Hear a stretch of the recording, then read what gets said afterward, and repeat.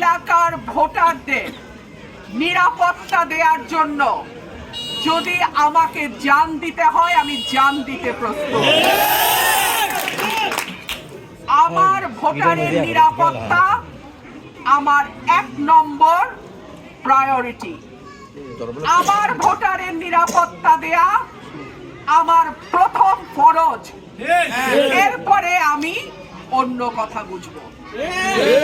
আমি সকলকেই বিনীতভাবে বলি, যার যার ভোট শেষে করুন, যার যার প্রার্থীর পক্ষে শেষে প্রচারণা চালান। নির্বাচনকে নোংরামিতে পরিণত করবেন না। জনপ্রিয়তা যার বেশি, মানুষ যাকে চায় সেই নির্বাচিত হবে। সেই কারণেই তো মানুষের দরজায় দরজায় আমাদের যাওয়া।